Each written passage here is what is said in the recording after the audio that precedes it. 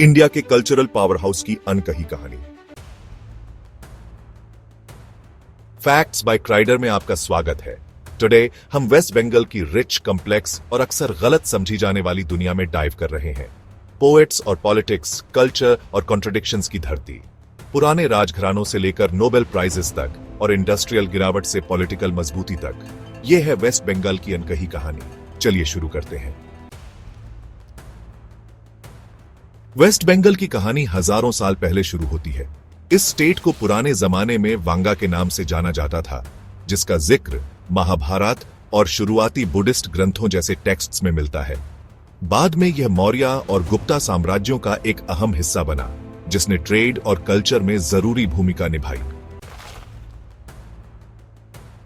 8वीं से 12वीं सदी तक बंगाल पला साम्राज्य के तहत खूब फला फूला, जो बुद्धिस्ट शिक्षा और आर्ट का एक बड़ा सेंटर था।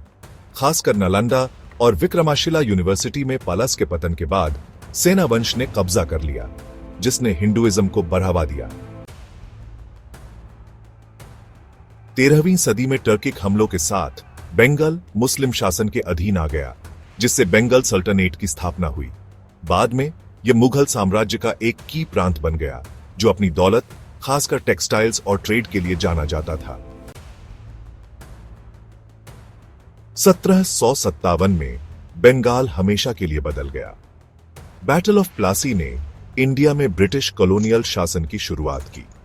बंगाल उन पहले इंडियन क्षेत्रों में से एक था जो ब्रिटिश कंट्रोल में आया, जिसमें कलकत्ता 1911 तक ब्रिटिश इंडिया की राजधानी बना, और यह स्टेट कॉलोनियल पॉलिटिक्स और ट्रेड का नर्व सेंटर बन गया। इस दौरान बंगाल इंटेलेक्चुअल, पॉलिटिकल और कल्चरल आंदोलनों का सेंटर था, जिससे बंगाल रेनेसांस का जन्म हुआ। एक ऐसा दौर जिसमें राजा राम मोहन रॉय, ईश्वर चंद्र विद्यासागर और रविंद्रनाथ टैगोर जैसे रिफॉर्मर्स और थिंकर्स शामिल थे। ब्रिटिश ने सबसे पहले 1905 में बंगाल को बांटने की कोशिश की, जिससे भारी प्रोटेस्ट्स हुए और इंडियन नेशनलिज्म का उदय हुआ। इसे 1911 में रद्द कर दिया गया, लेकिन 1947 में इंडिया के पार्टीशन के दौरान बंगाल को हमेशा के लिए बांट दिया गया, जिससे वेस्ट बंगाल और ईस्ट पाकिस्तान बने, जो बाद में 1971 में बांग्लादेश बन गया।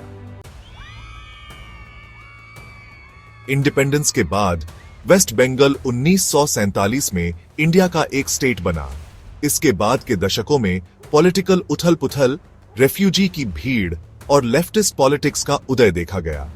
लेफ्ट फ्रंट ने communist party of India, Marxist के नेतृत्व में 1977 से 2011 तक स्टेट पर शासन किया, जो दुनिया में सबसे लंबे समय तक चुनी गई कम्युनिस्ट सरकारों में से एक बनी। 2011 से ऑल इंडिया तृणमूल कांग्रेस ममता बनर्जी के नेतृत्व में सत्ता में है, जिससे एक बड़ा पॉलिटिकल बदलाव आया है। उनके कार्यकाल में वेलफेयर स्कीम्स, इंफ्रास्ट्रक्चर और एजुकेशन पर फोकस किया गया।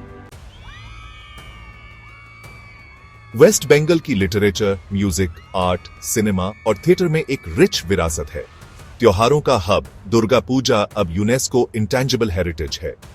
यह Nobel laureate Rabindranath Tagore, film maker Satyajit रे और कई दूसरे इन्फ्लुएंशियल हस्तियों की जन्मभूमि है।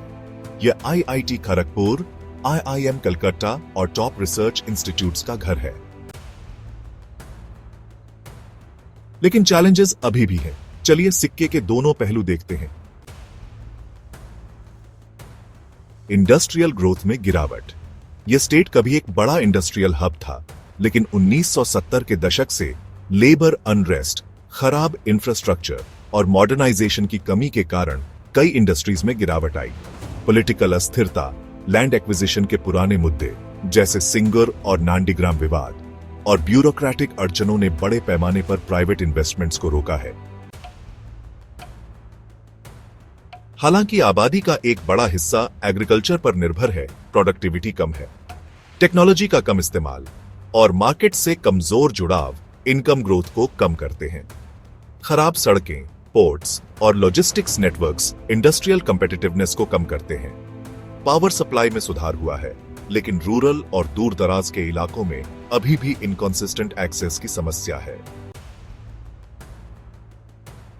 वेस्ट बंगाल पर इंडियन स्टेट्स में सबसे ज्यादा पब्लिक डेट्स में से एक है। स्टेट के रेवेन्यू का एक बड़ा हिस्सा डेट सर्विसिंग में चला जाता है, जिससे डेवलपमेंट स्पेंडिंग या इकोनॉमिक स्टिमुलस के लिए बहुत कम जगह बचती है। यूथ अनएम्प्लॉयमेंट ज्यादा है, खासकर एजुकेटेड आबादी के बीच। कई स्किल्ड वर्कर्स बेहतर मौकों के लिए दूसरे स्टेट्स या देशों में चले जाते हैं, जिससे लोकल टैलेंट पूल कम हो जाता है। पॉलिटिकल हिंसा और एडमिनिस्ट्रेटिव अकुशलताएं भी हैं।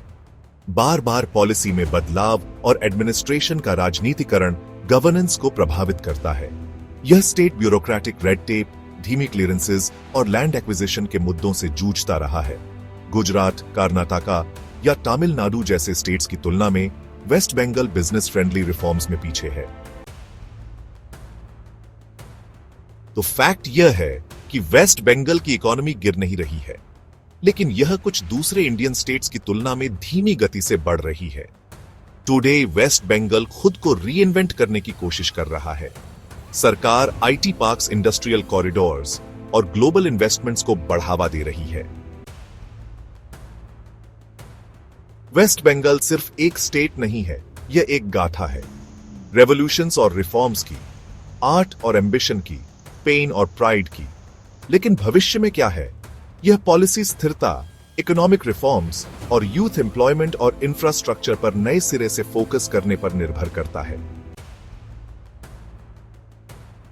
अगर आपको यह वीडियो इंसाइटफुल लगा तो फैक्ट्स बाय क्राइडर को लाइक, कमेंट और सब्सक्राइब करना न भूलें। दुनिया भर की और भी अनकही कहानियों के लिए देखने के लिए धन्यवाद।